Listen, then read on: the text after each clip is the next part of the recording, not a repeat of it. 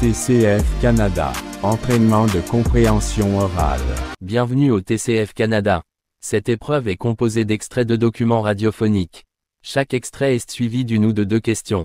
Vous n'entendrez les extraits et les questions qu'une seule fois. Lisez les réponses écrites, c'est cocher la case correspondante. Pour vérifier si vous avez choisi la bonne réponse, consultez le corrigé à la fin de l'épreuve. Question 17. Écoutez le document sonore et la question. Choisissez la bonne réponse. Elle s'appelle Lucille Reynard. C'est une blogueuse française. Elle s'occupe du site blogardeco.fr, consacré, comme son nom l'indique, à la décoration. Blog Art Déco, on parle beaucoup de ce site en ce moment, non pas tant pour son contenu, que parce qu'il s'agit du millionième site web en .fr. Le domaine, c'est ce qui identifie un site sur Internet. Le web est largement dominé par l'appellation américaine .com, ouverte à tous. Mais depuis quelques années, le .fr représentant la France tente de se faire une place au soleil. En délivrant ces jours-ci son millionième .fr à Lucille Reynard, l'AFNIC, l'organisme qui gère les noms de domaine en .fr, ne cache pas sa satisfaction, car plus il y aura de sites en .fr, plus cela donnera de visibilité à la France sur le net.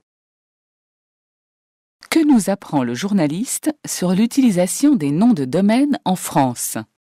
Question 18. Écoutez le document sonore et la question. Choisissez la bonne réponse. Bonjour, vous êtes sur Radio France. Aujourd'hui, dans notre émission Voyage autour du monde, nous allons découvrir le sport en Suède. Comme vous le savez, la plupart des Suédois pratiquent régulièrement une activité physique, que ce soit des sports d'équipe, du jogging, du patin à glace ou du ski de fond. Le football et bien sûr le hockey sur glace sont les deux sports nationaux. Les Suédois veulent absolument conserver une bonne santé et vivre au grand air. Beaucoup d'entreprises d'ailleurs proposent des programmes sportifs pour les salariés et financent des centres de sport. Les écoles suédoises ferment chaque année pendant une semaine en février pour que les jeunes puissent faire du sport. Les familles ou les groupes d'amis font alors du ski dans le centre et dans le nord du pays. Cette passion pour le sport explique en partie pourquoi un petit pays comme la Suède, avec ses 8 millions d'habitants, gagne tant de médailles dans les compétitions sportives internationales. D'après ce document, pourquoi le sport a-t-il une place si importante dans la société suédoise? Question 19. Écoutez le document sonore et la question. Choisissez la bonne réponse. Peux-tu te présenter en quelques lignes? Je m'appelle David, j'ai 23 ans. Je suis étudiant en communication et création multimédia. Je suis originaire de Bretagne, en France, et je vis à Ottawa, au Canada, depuis 2 ans. Mon histoire est assez atypique parce que je ne devais pas partir à l'étranger. J'avais des notes insuffisantes et un niveau d'anglais trop faible. Je suis finalement parti au Canada dans le cadre d'un échange académique d'1 an. Après cette année passée à Ottawa, j'ai décidé de rester vivre au Canada. Qu'est-ce qui t'a incité à partir? Je souhaitais partir dans un pays anglo-saxon pour apprendre l'anglais en immersion. Malheureusement, pour apprendre l'anglais à l'étranger, il faut déjà savoir parler et comprendre l'anglais à un niveau intermédiaire, ce qui n'était pas mon cas. J'ai donc choisi une université canadienne bilingue anglais-français et j'ai découvert sur place qu'une fois inscrit, il est possible de changer la langue de ses cours sans passer de test de langue, chose que j'ai bien évidemment faite. Quelles difficultés David a-t-il rencontrées pour aller étudier au Canada? Question 20. Écoutez le document sonore et la question. Choisissez la bonne réponse.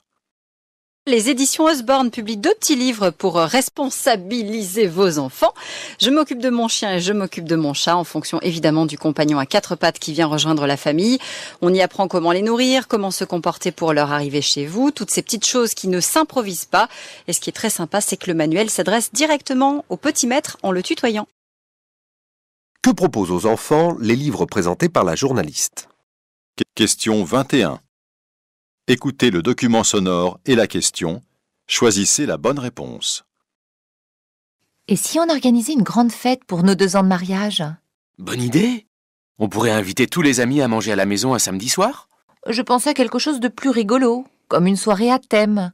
On pourrait demander à tout le monde de se déguiser. Une soirée déguisée, avec des Indiens et des princesses? Tu sais que je déteste ce type de fête. Je préfère encore une soirée jeu de société. Pas pour notre anniversaire de mariage quand même.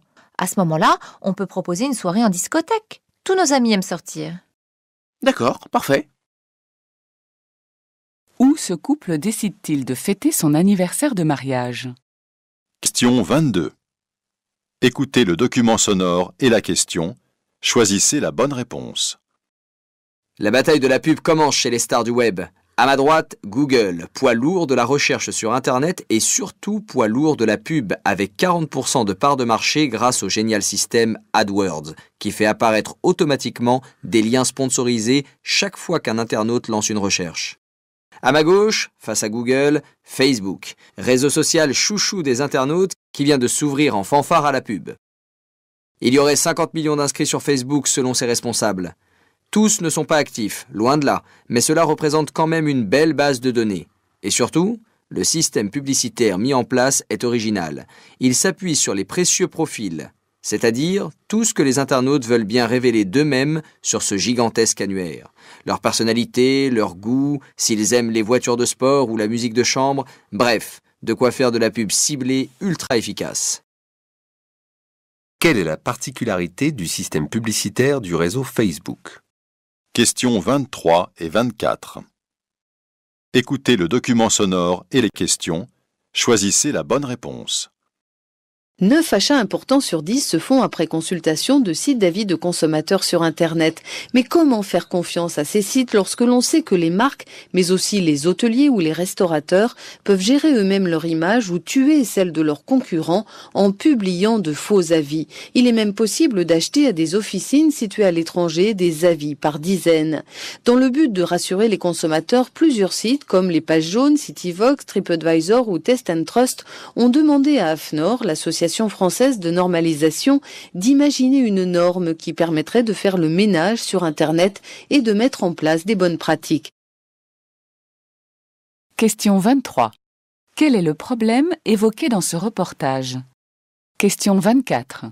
Quelle est l'attitude des consommateurs français à l'égard des sites d'avis sur Internet? Question 25. Écoutez le document sonore et la question. Choisissez la bonne réponse.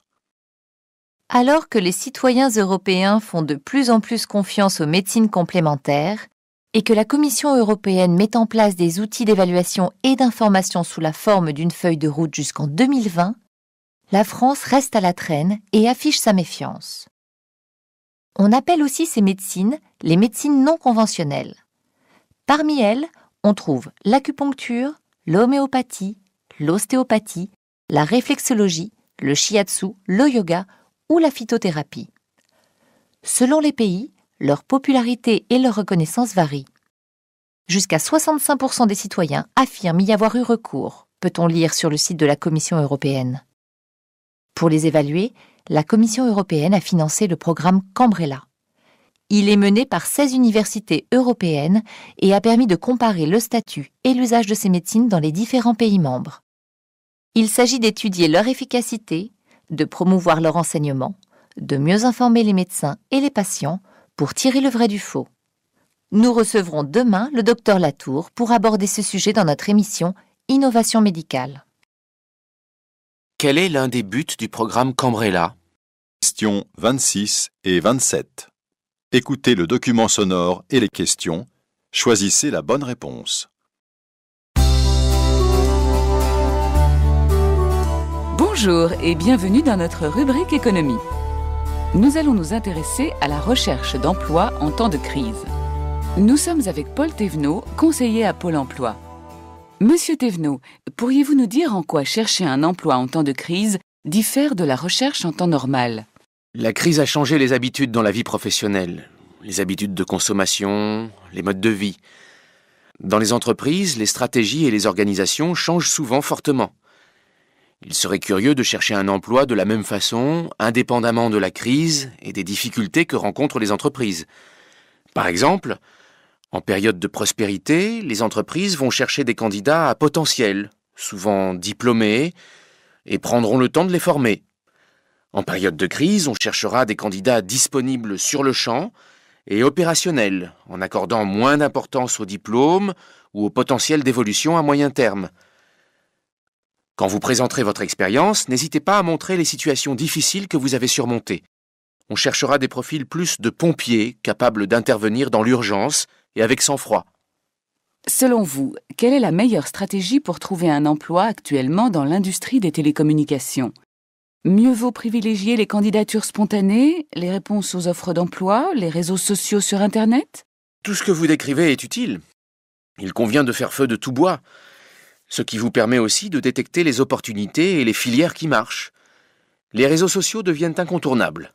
Attention aux informations que vous faites figurer et qui resteront longtemps sur le net. Question 26.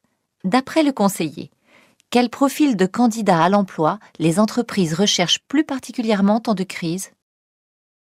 Question 27. D'après le conseiller, que doivent faire les candidats à l'emploi pour trouver un travail? Questions 26 et 27. Écoutez le document sonore et les questions. Choisissez la bonne réponse. Bonjour et bienvenue dans notre rubrique économie. Nous allons nous intéresser à la recherche d'emploi en temps de crise. Nous sommes avec Paul Thévenot, conseiller à Pôle emploi. Monsieur Thévenot, pourriez-vous nous dire en quoi chercher un emploi en temps de crise diffère de la recherche en temps normal? La crise a changé les habitudes dans la vie professionnelle, les habitudes de consommation, les modes de vie. Dans les entreprises, les stratégies et les organisations changent souvent fortement. Il serait curieux de chercher un emploi de la même façon, indépendamment de la crise et des difficultés que rencontrent les entreprises. Par exemple, en période de prospérité, les entreprises vont chercher des candidats à potentiel, souvent diplômés, et prendront le temps de les former. En période de crise, on cherchera des candidats disponibles sur le champ et opérationnels, en accordant moins d'importance au diplôme ou au potentiel d'évolution à moyen terme. Quand vous présenterez votre expérience, n'hésitez pas à montrer les situations difficiles que vous avez surmontées. On cherchera des profils plus de pompiers, capables d'intervenir dans l'urgence et avec sang-froid. Selon vous, quelle est la meilleure stratégie pour trouver un emploi actuellement dans l'industrie des télécommunications? Mieux vaut privilégier les candidatures spontanées, les réponses aux offres d'emploi, les réseaux sociaux sur Internet? Tout ce que vous décrivez est utile. Il convient de faire feu de tout bois, ce qui vous permet aussi de détecter les opportunités et les filières qui marchent. Les réseaux sociaux deviennent incontournables. Attention aux informations que vous faites figurer et qui resteront longtemps sur le net. Question 26. D'après le conseiller, quel profil de candidat à l'emploi les entreprises recherchent plus particulièrement en temps de crise? Question 27. D'après le conseiller, que doivent faire les candidats à l'emploi pour trouver un travail? Question 28. Écoutez le document sonore et la question. Choisissez la bonne réponse. Le Festival de Cannes, qui a lieu une fois par an, est l'occasion de mettre en lumière le cinéma européen. Il affiche un bilan mitigé. Un léger recul de la fréquentation, mais une part de marché record pour les films européens, et cela grâce au succès de Skyfall, le dernier James Bond, et d'Intouchables.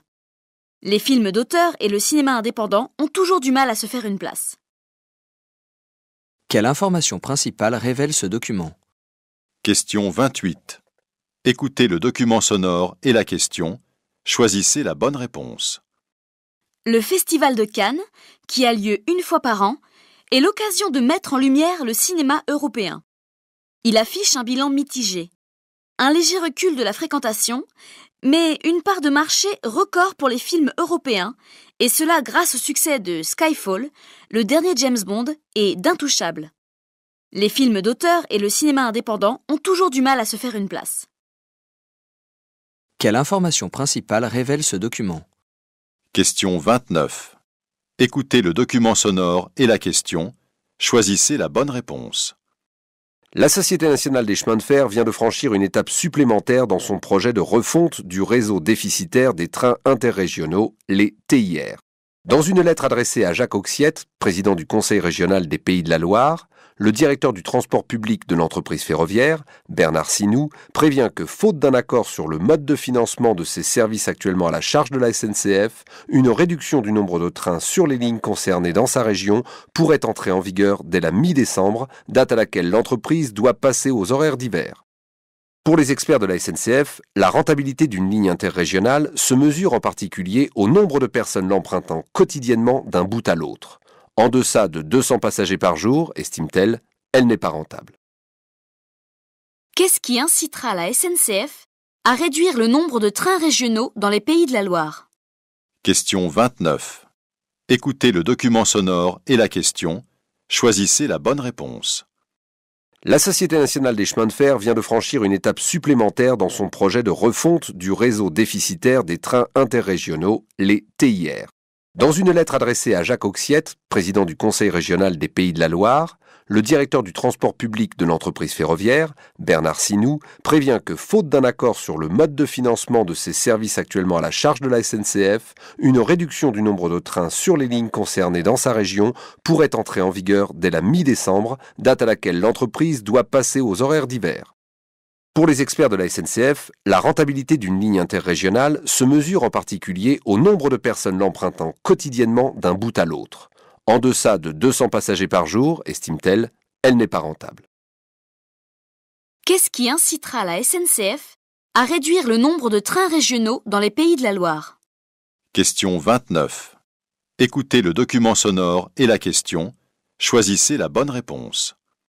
La Société nationale des chemins de fer vient de franchir une étape supplémentaire dans son projet de refonte du réseau déficitaire des trains interrégionaux, les TIR. Dans une lettre adressée à Jacques Auxiette, président du Conseil régional des Pays de la Loire, le directeur du transport public de l'entreprise ferroviaire, Bernard Sinou, prévient que, faute d'un accord sur le mode de financement de ces services actuellement à la charge de la SNCF, une réduction du nombre de trains sur les lignes concernées dans sa région pourrait entrer en vigueur dès la mi-décembre, date à laquelle l'entreprise doit passer aux horaires d'hiver. Pour les experts de la SNCF, la rentabilité d'une ligne interrégionale se mesure en particulier au nombre de personnes l'empruntant quotidiennement d'un bout à l'autre. En deçà de 200 passagers par jour, estime-t-elle, elle n'est pas rentable. Qu'est-ce qui incitera la SNCF à réduire le nombre de trains régionaux dans les Pays de la Loire? Question 30. Écoutez le document sonore et la question. Choisissez la bonne réponse. Face à la demande exponentielle des patients et au nombre de plus en plus important de praticiens qui les exercent, docteurs en médecine ou non, la Commission européenne a mis sur pied un programme d'évaluation destiné à éclairer le choix des citoyens, le programme Cambrella. Le docteur Kempenich a siégé dans son comité consultatif. En fait, c'est pour protéger les patients, pour tirer le vrai du faux. C'est une étude qui a duré 3 ans. J'étais moi-même membre de l'Advisory Board. Elle a tenté de voir quels sont les statuts des médecines complémentaires en Europe, mais aussi de proposer une feuille de route pour l'horizon 2020, d'étudier leur efficacité, de proposer qu'elles soient enseignées à l'université, ou au moins que les médecins, tous les médecins, aient pu en prendre connaissance afin de pouvoir conseiller leurs patients au mieux. Quelle est la finalité de l'étude européenne Cambrella? Question 30. Écoutez le document sonore et la question. Choisissez la bonne réponse. Face à la demande exponentielle des patients et au nombre de plus en plus important de praticiens qui les exercent, docteurs en médecine ou non, la Commission européenne a mis sur pied un programme d'évaluation destiné à éclairer le choix des citoyens, le programme Cambrella. Le docteur Kempenich a siégé dans son comité consultatif. En fait, c'est pour protéger les patients, pour tirer le vrai du faux. C'est une étude qui a duré 3 ans. J'étais moi-même membre de l'Advisory Board. Elle a tenté de voir quels sont les statuts des médecines complémentaires en Europe, mais aussi de proposer une feuille de route pour l'horizon 2020, d'étudier leur efficacité, de proposer qu'elles soient enseignées à l'université, ou au moins que les médecins, tous les médecins, aient pu en prendre connaissance afin de pouvoir conseiller leurs patients au mieux. Quelle est la finalité de l'étude européenne Cambrella? Question 31. Écoutez le document sonore et la question. Choisissez la bonne réponse. Vous avez pour finir ce que nous faisons, qui sont des assistants d'écoute. Donc c'est une solution intermédiaire qui n'est pas une solution médicale. Il s'agit d'un produit électronique grand public qui permet d'apporter le confort auditif attendu pour toutes ces personnes qui commencent à ressentir une gêne, en sachant que nous n'amplifions pas, comme le font ces appareils gadgets, tous les sons de la même façon. Ça, c'est pas juste un amplificateur. Non, on vient intervenir uniquement sur les fréquences qui sont concernées par cette perte liée à un début de presbyacousie. Merci Maxence Petit, dirigeant de Sonalto, une société qui conçoit et distribue des assistants d'écoute. Que permettent les appareils fabriqués par la société Sonalto? Question 31. Écoutez le document sonore et la question. Choisissez la bonne réponse. Vous avez pour finir ce que nous faisons, qui sont des assistants d'écoute. Donc c'est une solution intermédiaire qui n'est pas une solution médicale. Il s'agit d'un produit électronique grand public qui permet d'apporter le confort auditif attendu pour toutes ces personnes qui commencent à ressentir une gêne, en sachant que nous n'amplifions pas, comme le font ces appareils gadgets, tous les sons de la même façon. Ça, c'est pas juste un amplificateur. Non, on vient intervenir uniquement sur les fréquences qui sont concernées par cette perte liée à un début de presbyacousie. Merci Maxence Petit, dirigeant de Sonalto, une société qui conçoit et distribue des assistants d'écoute. Que permettent les appareils fabriqués par la société Sonalto? Question 32. Écoutez le document sonore et la question. Choisissez la bonne réponse. Enfin, le dernier titre de ce journal qui va vous faire sourire ou vous scandaliser. Une histoire incroyable mais vraie. Grâce à un polo et un anorak aux couleurs de la SNCF, un jeune homme de 25 ans passait ses journées à sillonner la France à bord de train, d'après le journal Sud-Ouest. Il sera jugé pour usurpation de qualité et vol. Voilà, ce journal est terminé. Nous vous donnons rendez-vous pour notre prochaine édition à 23h. Très bonne soirée. Qu'a fait le jeune homme dont il est question dans cette information? Question 32. Écoutez le document sonore et la question. Choisissez la bonne réponse. Enfin, le dernier titre de ce journal qui va vous faire sourire ou vous scandaliser. Une histoire incroyable mais vraie. Grâce à un polo et un anorak aux couleurs de la SNCF, un jeune homme de 25 ans passait ses journées à sillonner la France à bord de train, d'après le journal Sud-Ouest. Il sera jugé pour usurpation de qualité et vol. Voilà, ce journal est terminé.